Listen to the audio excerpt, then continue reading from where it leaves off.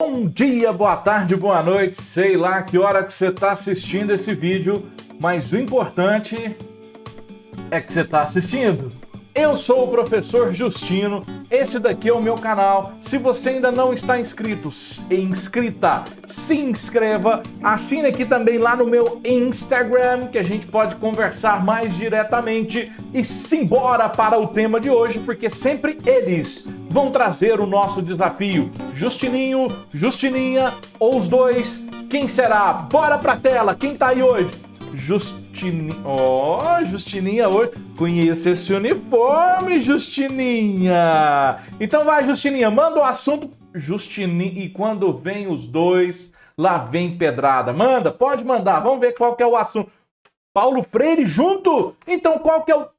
E olha só, Paulo Freire e a educação profissional técnica e tecnológica. Perfeito, Justininho e Justininha, com a camiseta do Instituto Federal. Simbora que eu já topei o desafio. Vamos falar sobre a educação profissional técnica e tecnológica e Paulo Freire. Será que dá, hein? Sempre dá, porque Paulo Freire é o nosso líder educacional.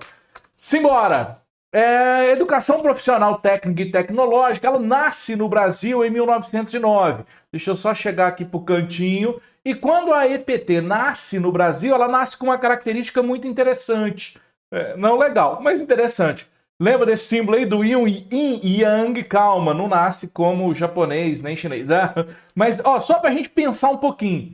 Tá vendo que eu não coloquei aqueles dois pontinhos? O branco no preto e o preto no branco? Porque a EPT, ela nasce justamente no princípio, na premissa da separação. De que com que? Ela nasce da premissa de que existiria uma educação para as elites brasileiras, que seria aquela educação humanística, de formação generalizada, formando e preparando para os bacharelados, enquanto do outro lado vinha a educação profissional e técnica, que era para nós. Para os pobres poder ali aprender, capinar, poder apertar um parafuso, poder lixar uma madeira. Então, a educação profissional no Brasil, ela nasce sob essa divisão, em que a EPT é para pobre, para filho de escravo, para negro, para mestiço, para que essas pessoas desocupassem as ruas e pudessem ter minimamente uma formação estritamente profissional, do tipo, ó, aprenda a fazer isso.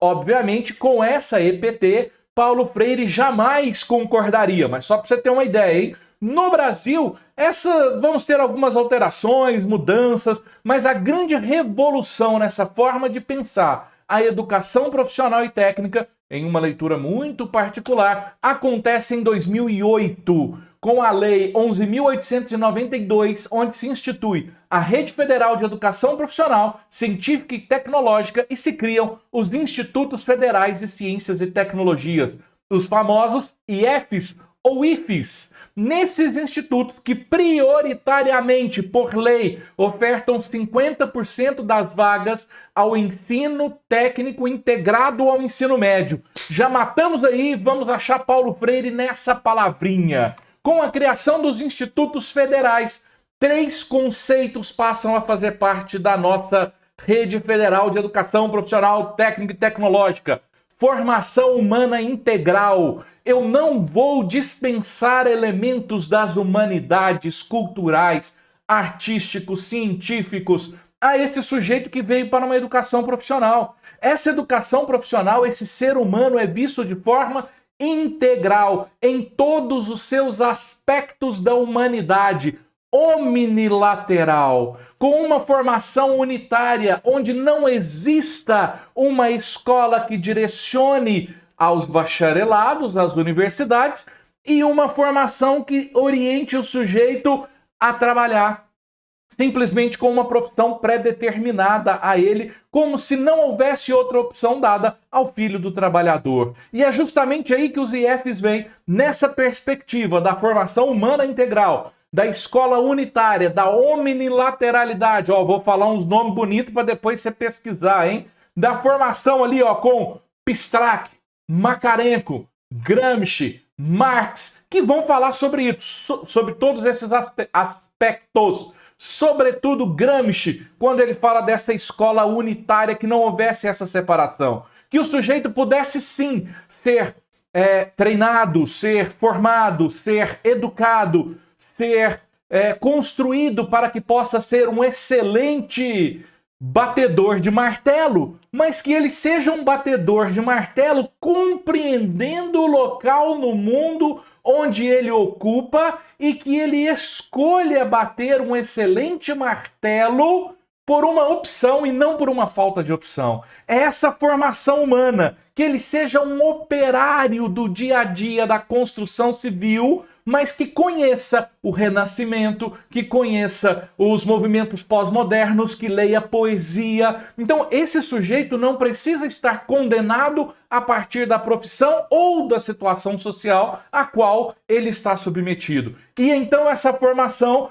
que nasce, se lembra, sem misturar o pontinho branquinho com o pretinho, que ela se misture. Que o branco ganhe um pontinho preto, que o preto ganhe um pontinho branco. Que a formação seja integral, omnilateral. Eu ensino sim o meu estudante a plantar alface, mas esse estudante que planta alface também entende de música, também entende de arte, também entende de sociologia, entende de filosofia, de economia, de empreendedorismo, e que eu não restrinja isso ao meu estudante. Por isso, o ensino integrado dos institutos federais são uma grande conquista da rede federal brasileira. E eu diria que essa união, em especial para a EPT, Educação Profissional e Técnica, se materializa nesse estudante do Instituto Federal. Nem tô puxando a sardinha para nós, né? Mas tá aí, ó, com a Justininha devidamente uniformizada, é ela, a nossa estudante do Instituto Federal. Misturei os dois, né? Estudante com instituto fica estudante.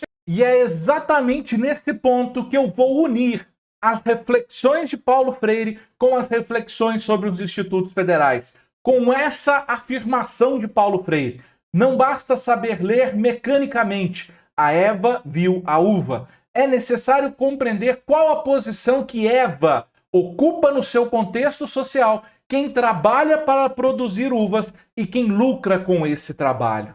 Quando Paulo Freire faz as suas reflexões sobre a leitura, sobre a escrita, sobre a alfabetização, Paulo Freire não vai teorizar especificamente sobre EPT, mas como afirma o próprio Paulo Freire, ao lermos, ao interpretarmos, precisamos naquele texto pensar como ele se relaciona com todo o ecossistema, com o ambiente social que eu vivo e convivo e com a minha vida cotidiana. E é esse o esforço que nós iremos fazer. Como que as reflexões de Paulo Freire podem nos ajudar na educação profissional e técnica? E aí eu chego nesse ponto, ó. Então, quando eu, por exemplo, levo o meu estudante para uma visita técnica a uma fazenda para ele ver como são plantadas cenouras, o meu professor de agronomia, ele vai sim ensinar o meu estudante como que eu colho, como que eu planto, como que é feita a terra, mas por que eu não tenho que ter junto um professor de sociologia, de filosofia, de história, de geografia,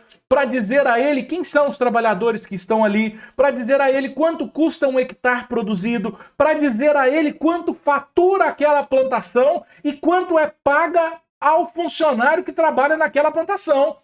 Por que eu não vou fazer com que esse estudante observe essa ação técnica, mas também sob uma perspectiva crítica, para que ele possa observar, pensar e criticar? Ninguém critica aquilo que não conhece, ninguém pensa a partir daquilo que não reflete. Então eu preciso pensar, refletir e construir. E nós, professores da EPT, precisamos fazer com que esse movimento aconteça nas nossas aulas práticas, teóricas, para que esse mundo aqui, ó, dos justininhos separados não permaneçam assim, que eles se efetivem. De uma forma mais ampla, sabe que eu comecei a pensar que a educação profissional e técnica é uma forma de leitura de mundo.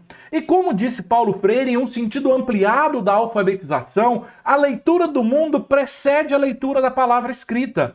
Portanto, essa leitura de mundo, o mundo que os nossos estudantes estão inseridos, precede o momento que ele adentra nossas instituições. Portanto, é importante, olha o Paulo Freire, que esse estudante em diálogo seja instigado a pensar na sua realidade e juntos, instituição educacional, educadores, educandos, possamos partir desse senso comum e construir um conhecimento científico.